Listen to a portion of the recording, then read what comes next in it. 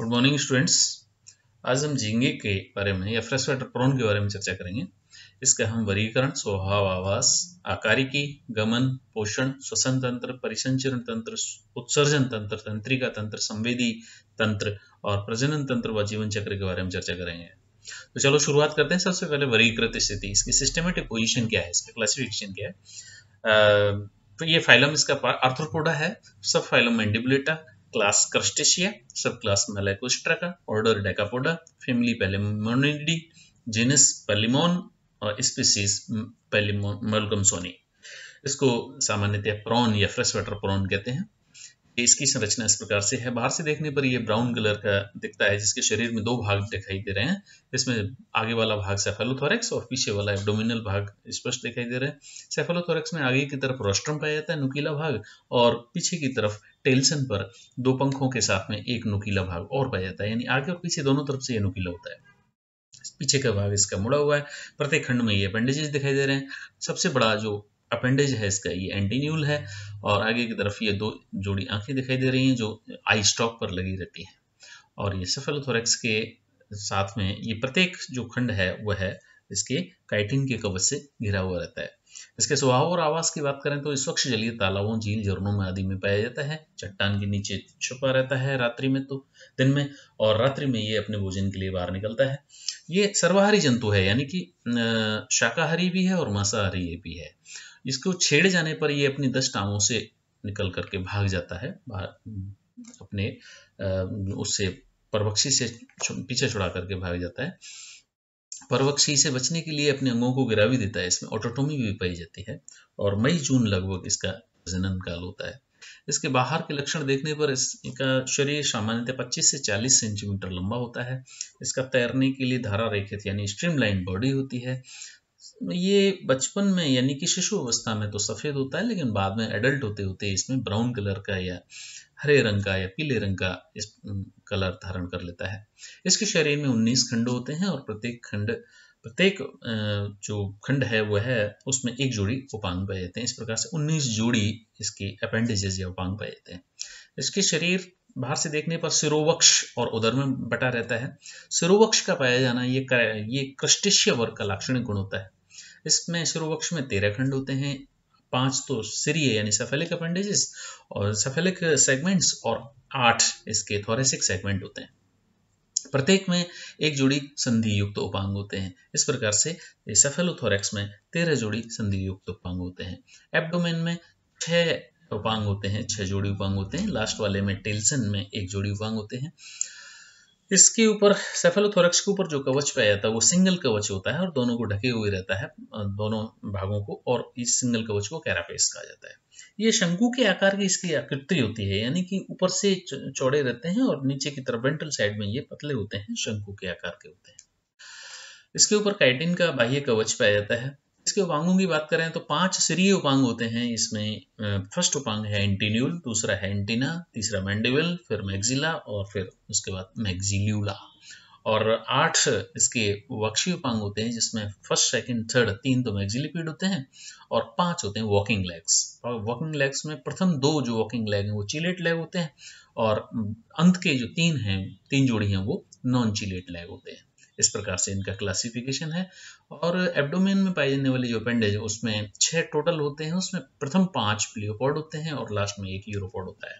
इनकी आकृति संरचना इस प्रकार से है, डायग्राम।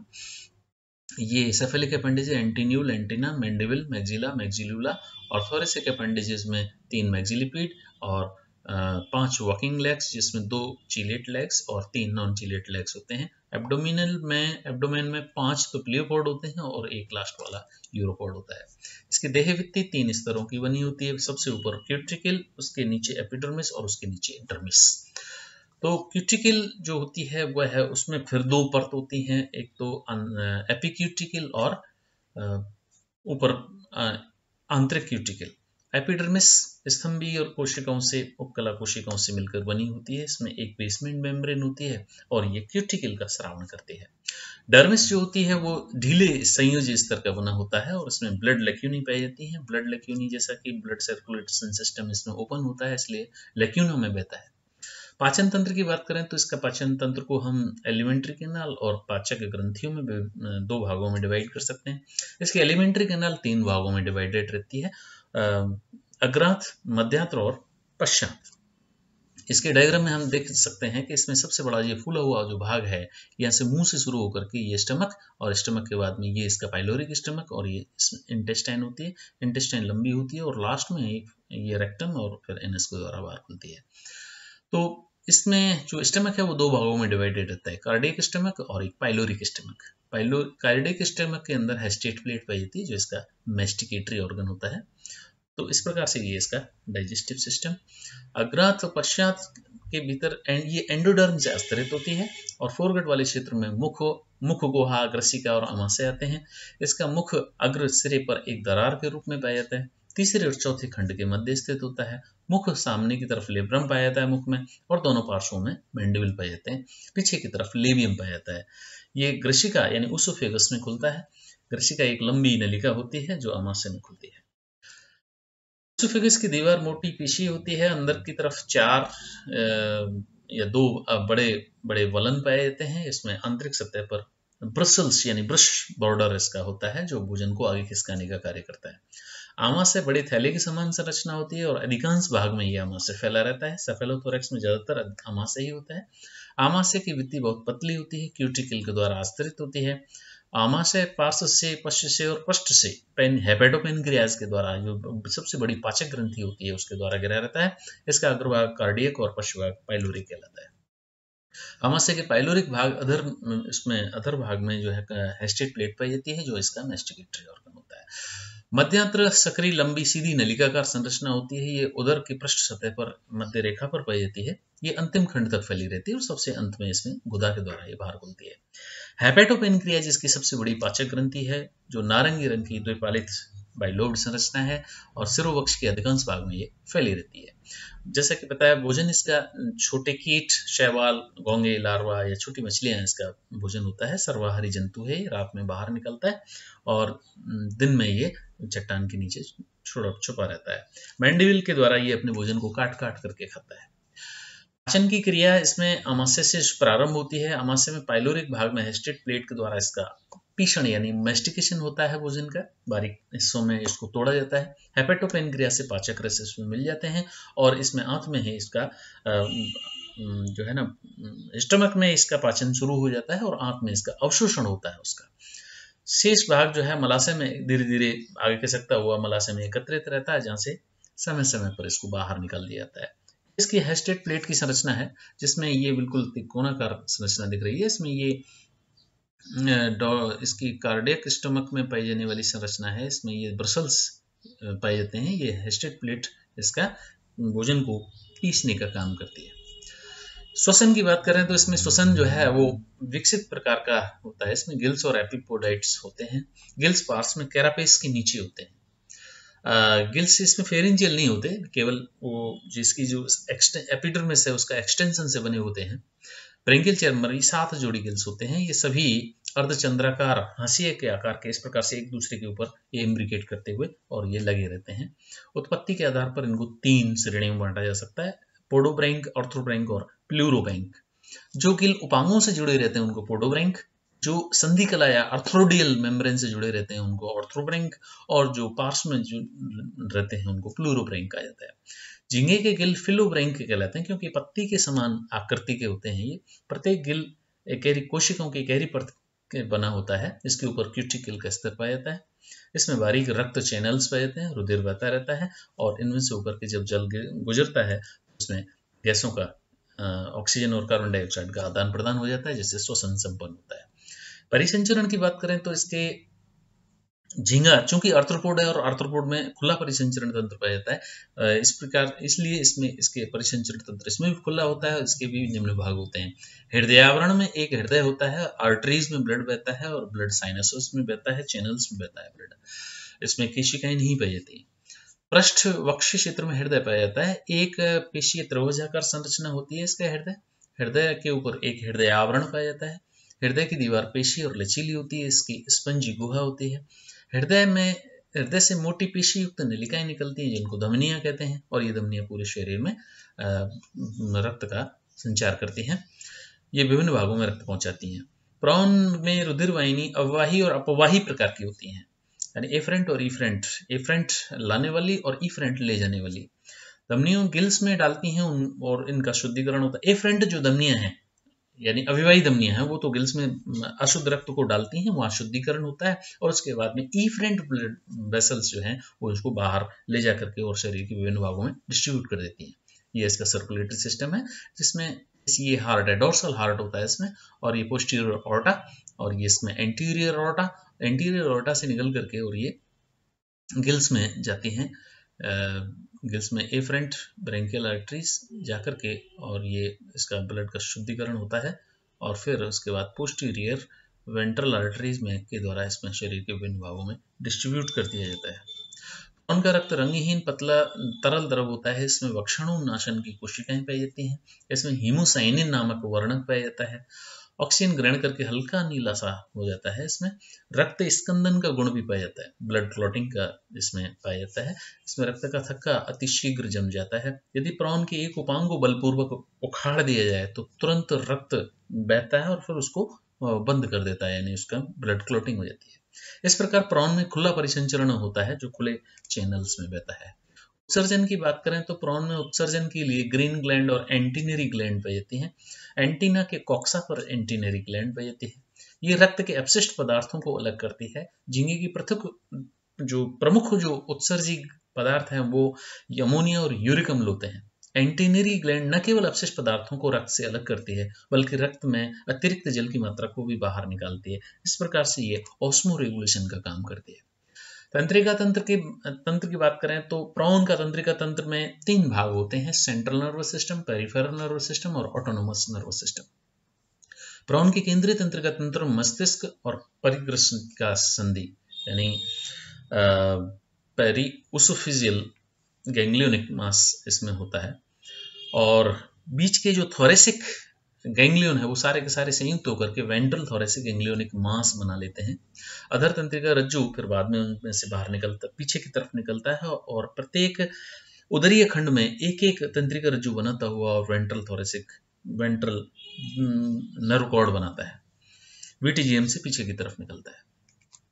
ये इसका नर्वस सिस्टम है, जिसमें यहाँ पर ये ब्रेन है, ब्रेन से आगे की तरफ निकलती हुई ये एंटीरियर नर्व, ये एंटीन्यूलरी नर्व, और ये आंख में जाने वाली ऑप्टिक नर्व, और पीछे की तरफ ये कमिश्नरल गैंग्लियन है, ये बीच में जाता है, ये बक्कल गैंग्लियन है, और ये इसके बाद में ये दोनों तरफ से आता हुआ ये कनेक्टिव सर्कमोसोफिजियल जो कनेक्टिव है ये वीटीजीएम वेंट्रल थोरेसिक गैंग्लियोनिक मास में जुड़ रहा है। इस वीटीजीएम में से साइडों में बहुत सारी तंत्रिकाएं निकल करके इसके विभिन्न वॉकिंग लेग्स में जाती हैं, और ये वेंट्रल नर्व कॉर्ड है जो प्रत्येक उदरीय खंड, उदर के लास्ट खंड तक जाती है, और इस प्रत्येक उदरीय खंड में एक एक गैंग्लियन बनता है। उस गैंग्लियन से साइडों में पार्श्व तंत्रिकाएं निकलती हैं जो शरीर के विभिन्न भागों में जाकर के संवेदनाओं को लाती और ले जाती हैं। उदर भाग में अधर तंत्रिका रज्जु से प्रत्येक खंड में पार्श्व में 3-3 तंत्रिकाएं निकलती हैं जो संपूर्ण उदर भाग की संवेदनाओं को एकत्रित करके मस्तिष्क में पहुंचाती हैं। इसके संवेदी अंगों की बात करें तो प्रॉन में संयुक्त नेत्र पाए जाते हैं, स्पर्श और ग्रहण संवेदी और संतुलन पुटिका पाए जाते हैं। कंपाउंड संयुक्त नेत्र में एक जोड़ी अर्ध गोलाकार संवृत नेत्र पाए जाते हैं। ये रोस्ट्रम के दोनों तरफ नेत्र खांचों में स्थित होते हैं। प्रत्येक नेत्र ओमेटिडिया नामक इकाइयों से बना होता है। सभी इकाइयां संयुक्त रूप से पारदर्शी काइटिनी आवरण से ढकी रहती हैं, इसे कॉर्निया कहते हैं। प्रत्येक ओमेटिडिया अपने आप में स्वतंत्र इकाई होता है। इसमें वस्तु का छोटा प्रतिबिंब बनता है। इसी तरह सभी ओमेटिडिया मिलकर के संयुक्त चित्र बनाते हैं और प्रतिबिंब फर्श से जुड़ी हुई टाइल के समान दिखाई देता है। जैसे कि इसमें ये कंपाउंड आई है, इस कंपाउंड आई को अगर इसका एलएस काटा जाए तो इस प्रकार से इसमें ओमेटिडिया ये दिखाई देते हैं, आपस में एक दूसरे के एक क्रम में लगे हुए, अरेंज्ड लगे हुए दिखाई देते हैं।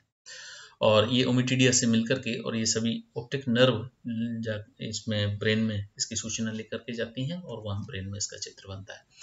इसलिए ऐसे विजन को जो टाइल्स के समान दिखाई देता हो उसे मोज़ेक विजन कहते हैं। तीव्र प्रकाश में एपोजिशन इमेज बनता है, मंद प्रकाश में सुपरपोजिशन इमेज बनता है। दिन के तीव्र प्रकाश के दौरान वर्णक कोशिकाएं इस प्रकार प्रसारित होती हैं कि वे पड़ोस के ओमिटिडिया का एक दूसरे से पृथक कर देती हैं और प्रकाश की किरणें भिन्न भिन्न कोणों से कॉर्निया पर गिरती हैं, तो इससे वे वर्णक कोशिकाओं के पर्दे पर अवशोषित हो जाती हैं। इससे वे किरणें प्रतिबिंब बनाने में सफल होती हैं। कॉर्निया के एकदम सीध में यह प्रतिबिंब बनता है। स्टेटोसिस्ट इसकी स्टेटोसिस्ट एंटीन्यूल के प्रीकॉक्सा पर एक स्टेटोसिस्ट पाई जाती है जो इसको संतुलन बनाने का कार्य करती है। प्रजनन तंत्र में चूंकि ये एक लिंगी प्राणी होता है, इसलिए नर प्रॉन और मादा प्रॉन अलग अलग होते हैं। नर प्रॉन को इन कैरेक्टर्स के द्वारा हम पहचान सकते हैं। नर मादा के अपेक्षाकृत आकार बड़े आकार के होते हैं। नर का उदर मादा की अपेक्षा ज्यादा चौड़ा होता है। नर के चिलेट लेग मादा की तुलना में बड़े बड़े होते हैं और मजबूत होते हैं। नर की द्वितीय यानी अपेंडिक्स मैस्क्यूलिना पाया जाता है, द्वितीय सेकेंड प्लियोपोड के ऊपर। नर जनन छिद्र 5वीं टांग पर स्थित होता है। मादा जनन छिद्र 3री टांग पर स्थित होता है। नर के एपीमेरोन झिल्ली मादा की अपेक्षा छोटे होते हैं। नरजनन तंत्र में इसमें ये इसका डायग्राम बनाया हुआ है। इसके टेस्टिस हैं, ये टेस्टिस से बाहर निकली हुई टेस्टिकुलर डायोरेटिकुला है और इन प्रत्येक टेस्टिस से जो नली निकलती है जो इकट्ठा करके लाती है स्पर्म्स को, वो वासा डिफरेंस है। वासा डिफरेंस इजैकुलेटरी डक्ट के द्वारा ये बाहर जेनाइटल ओपनिंग के द्वारा बाहर खुलते हैं। वृषण एक जोड़ी होते हैं। इसमें नर के मध्य पृष्ठ पर हेपेटोपेनक्रियाज के ऊपर हृदयावरण के नीचे पाए जाते हैं। दोनों वृषणों के मध्य एक दरार पाई जाती है, इसमें से ऊपर कार्डियोपाइलोरिक डोरी गुजरती है। इसमें शुक्रजनन नलिकाएं होती हैं जो शुक्रजनन की क्रिया से शुक्राणु का निर्माण करती हैं। वासा डिफरेंस एक नली होती है जो शुक्राणु को आगे पहुंचाने का काम करती है। शुक्राशय में जाकर के शुक्राणु को इकट्ठा किया जाता है और नर जनन छिद्र के द्वारा ये समय समय पर बाहर निकाले जाते हैं। मादा जनन तंत्र के अंदर प्रमुख तो इसमें अंडाशय है जहां पर अंडों का निर्माण होता है। अंडाशय सफेद रंग के हाशियाकार होते हैं। ये अंडाशय परस्पर आपस में जुड़े हुए रहते हैं, बीच में अंतराल पाया जाता है। इसमें से ऊपर कार्डिक पाइलोरिक स्ट्रैंड गुजरता है। अंडाशय में अंडाणु विकास की विभिन्न अवस्थाओं में पड़े रहते हैं। ये इसका फीमेल रिप्रोडक्टिव सिस्टम है जिसमें ओवरी ये बाहर निकले हुए ये संरचना के रूप में पाए जाते हैं और ये ओविडक्ट इसमें बाहर की तरफ निकली हुई रहती हैं। डाइवर्टिकुला बाहर डायवर्टिकुला के रूप में निकले रहते हैं और ये ओविडक्ट इसकी आकर के और ये पीछे की तरफ अंडे इकट्ठे हो जाते हैं। अंडवाहिनी, प्रत्येक अंडाशय से एक अंडवाहिनी निकलती है जो चौड़ी पतली भित्ति वाली वाहिका होती है। ये अपनी तरफ की 3री टांग की भीतरी सतह पर एक मादा जनन छिद्र के द्वारा खुलती है। निषेचन के लिए प्रॉन के अंदर मई से अगस्त के माह के बीच में प्रजनन काल होता है और इसी दौरान इसमें मैथुन पाया जाता है, लेकिन निषेचन बाहर ही होता है। मादा काफी संख्या में अंडे देती है और चिपचिपे पदार्थों के द्वारा पादों से ये चिपक जाते हैं। इस प्रकार से प्रजनन काल में मादा अनेकों अंडों से लदी रहती है। मादा हर समय अपने अंडों को साथ लिए लिए घूमती है जब तक कि उनमें से शिशु प्रॉन बाहर नहीं निकल आते। प्रॉन में परिवर्तन प्रत्यक्ष होता है, अर्थात इसमें कोई लार्वा अवस्था नहीं पाई जाती। उसको लार्वा नहीं कहते, उसको उसमें इमेच्योर स्टेजेस होते हैं जो इसमें पाई जाती हैं और उसके बाद इसमें निर्मोचन अवस्था के बाद में लास्ट में वो वक्ष में बदल जाता है। प्रजनन काल 2 से 3 साल का होता है। इसमें 6 से 8 माह की आयु में जनन के लिए परिपक्व हो जाते हैं और अपने अंडाणु समुद्र में ऑफशोर वाटर में देते हैं। लाखों की संख्या में अंडाणु मुक्त किए जाते हैं। ये अंडाणु तली की कीचड़ से रेत में दिए जाते हैं। 12 से 15 घंटे बाद में इसमें लार्वा निकलते हैं और लार्वा जीवन व्यतीत करने के बाद में ये वयस्क में परिवर्तित हो जाते हैं और उसके बाद ये इसका लाइफ साइकिल है। Thank you very much.